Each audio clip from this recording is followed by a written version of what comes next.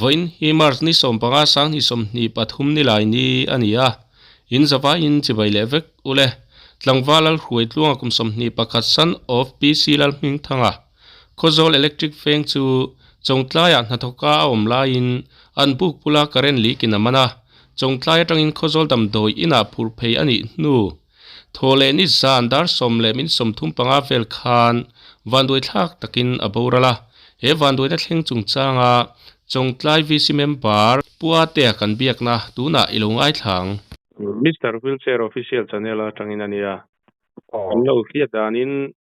nimin mars ni som pali sang ni som ni pathum khanin in khuwa chongtlaya karen man hlumom nin kan lo hria chumi chungtlaya chon khungain field and dan chanchini hriat ang min hril thengem le ama sain khotlanga inina le mingte min soisak la chon min soisak al meidon ne arwanal huna kania VCM chongtai han VCM kania ya solai chiat na lai chiat to na lai chungchang so transformer bulani ta chiat na lai har sat na thlen na lai in people dai the na lai so in people the na pun so a bulok so primary school true omnani ta mo tuan somi bula son tu KVI ta de chu ni tan ka sia mi line tu akalta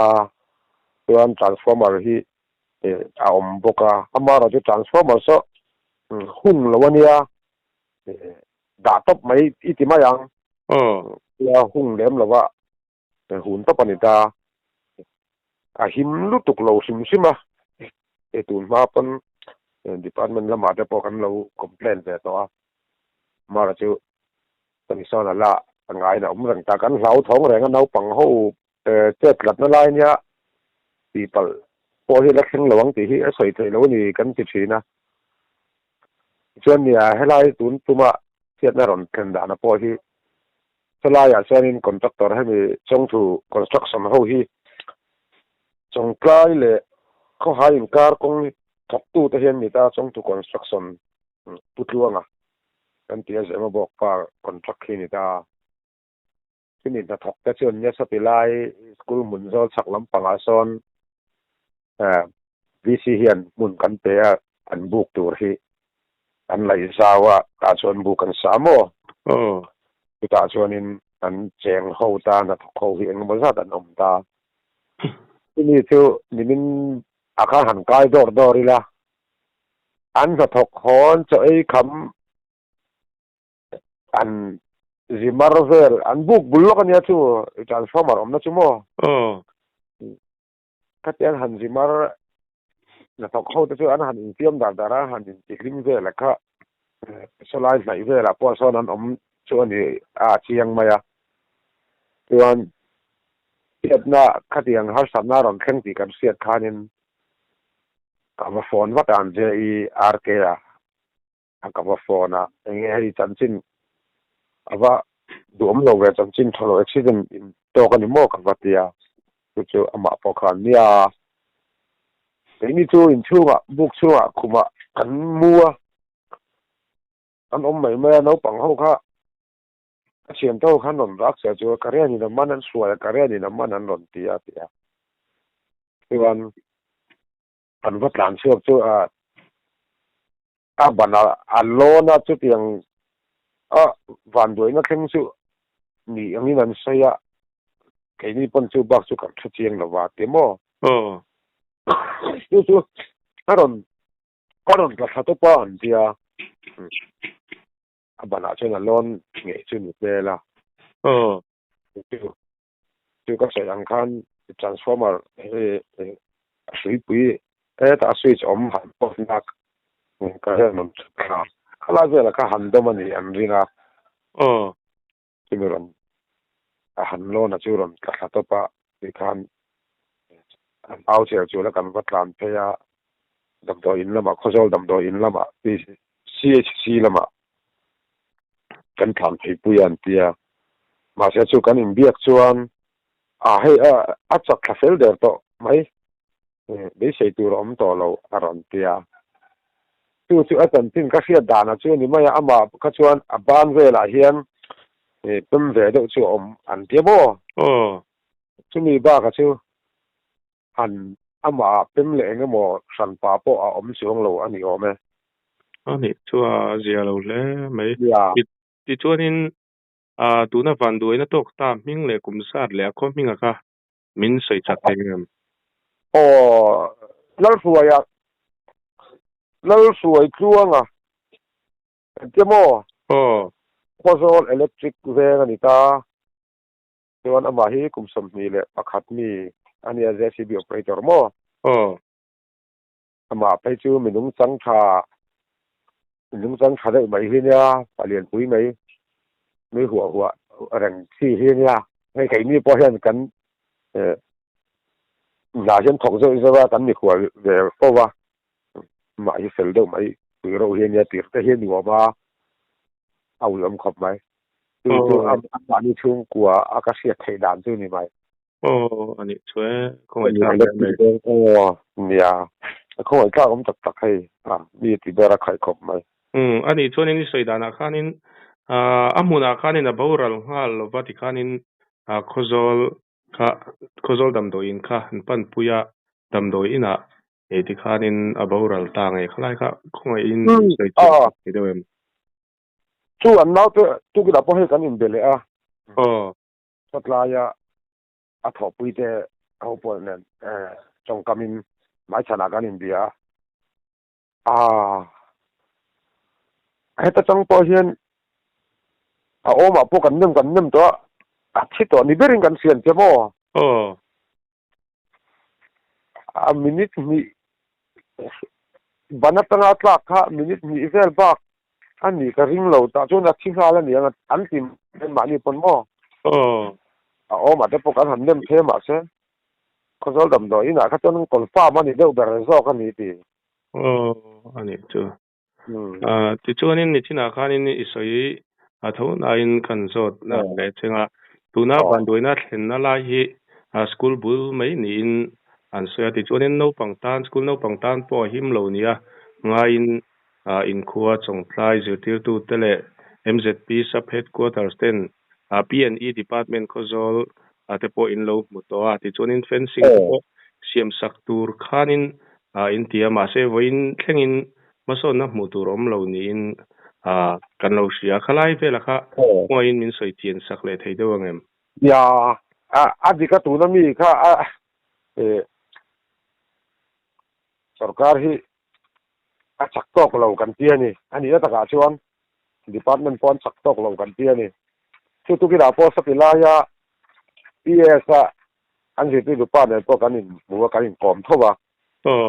ani pon complaint po kan thelu to helai po hi ma pon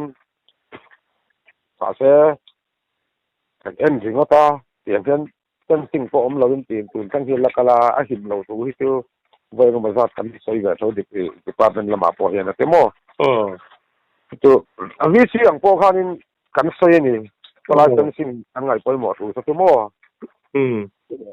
MZP lam ang po khanin ba chu an lang tu ahim lo ma sai ang kan school bulok tak tak school area nia school compound ania mo tu wa jan khatilaya sotilaya la om lo tung nun na tan po him lo om rang ringo ta kha apu lo ni ti hi chu kan soi ko tu MZP lam pon ma an lang a school pon ma an lang tu kina po chen chu solai school atok ang jete to pa ang sa kim te ne ngai po kan in bia mo ani ko chon lo sei thawa tu department lam ni kan tum ai hianin an muang chang ve do bokan ani to zelo le mai ti chone van duina a thleng ta van duina dang te po a thleng le palang ti te po lo ma chu wang chen department lam te po na rang lama an ngai saka man lak chungai ni chutro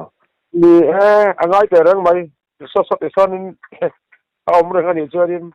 adang po thleng le long te po soi te chung lo no pang ho tua china ber kha ala ni hel box mo ni school kal su han ti ngo chi la ni bok le mo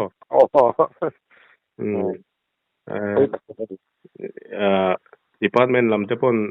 arang lamin an ron la tura ngai la ni ti chuanin a top lam kan hnai don tonga top nan in khuwa van doina thleng chung changa han soi bel duang chi te nei chuan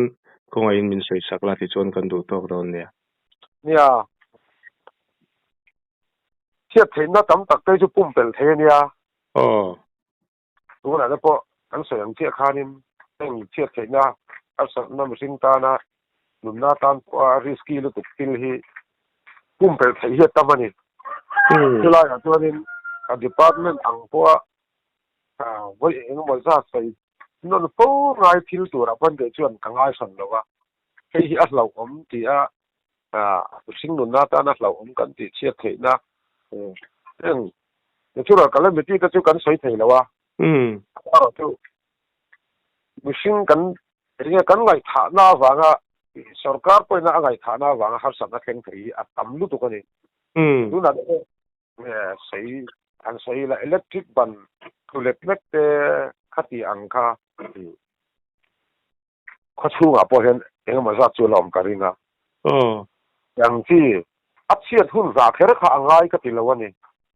he nga hian sarkar po hian in report te po kan ta thina kan report te ang te po hi ngai poi mo ve sela department te po hian mo ka sia ti tiang ani lo che achhiat hun kan za kher khan apoi a khem to thina ni tung ko a chuanin a department le a khotlang NGO ani mo village council ani emo kan ho te nen po tho ho na tha tak nuaya in balak na kan han en ho ang chi hi bo chun zoma ti chun zom kha je chu ni se thiet na tam tak ki chu kan pum pel thei ni arin oma theng lai ko ngai chuanin a sei ang deuh khanin department lampo hi anu huai cha kan chemuang thin ni kan se a en ko ngai hianin a khotang anga abinga VC number te kan lo ni na chang po hian oi mo le chu kan ti hi department appoint kan khem ve fo ani hi ani na taka chen bin ngai tha de ti hi kan ngai ko na chen oma ei ni ko tlang ro re na tlang kan ngai poi mo chin hi chu apoi mo ve ni ani na chuan mo ei mo ve ta kan ya chu wan chen in hang hi ngai kha mai lo se la ngai poi mo se la a thain kan se a tun tum te po hi ni na taka chuan tun tum chiat na ron theng te po hi kan sayang deuh kha ni kan ngai kha wang ani department lam hian ya kha tlang deuh kan sei mai du a hen ko appoint department hi in en sia nan mang se la hani thila chau lo po thil daga kong sum changa ani mo leimin thei chung changa PWD nan sam tin kan tiang ti ha sa na kheng thei ang report kan ne ang che ti a khotlang hi a setu te kan ni abel tu bera te kan ni hela tu wan chenin hen ko nga hian khotlang mi pui o te village council o te hi sarkar po hian ngai poi mo pa sa se la ti kha kan sei du a chiat na khazo khen thei din puna kan din mek la ya report kan siam lo ni ra tong kan mo purna ni a amaro chu report am ran sia ngai tha wa nga chiat ron khen hi ani kang pui thina ni pe ha po hianin department sarkar department lam hianin mi pui te o village council o te ning ngai thak sak sela ngai poi mo sela chu sta duwa ya kha kan sei mai duwa kan thil dang ko tam tak sei tur omang hen ko nga hianin kan zala tu te kan thok tu te hianin thajum ngai le zuala ma an la ki poi mo kan si ya kha kan sei thei chi ni sela chet na thang zel lo theng le zel thei tur po hi kan pum tel theng ti kha kam hu dan ani chu lai chu ni mai sela thil dang tam tak chu sei tur om me in khuwa van doina ra thlak tak me thleng hi poi kan tia ti chuan van doina tok ta po kan leina tin kan khongai tak set zeta thamong takin so se ti chuan kan ta ka chung ko le ule nau te po pathian in tham moni nom puisala ti chuanin he hun chep takara puate income na hun chutak mai min siam saka i chunga kan du to ko ole ole ani pot le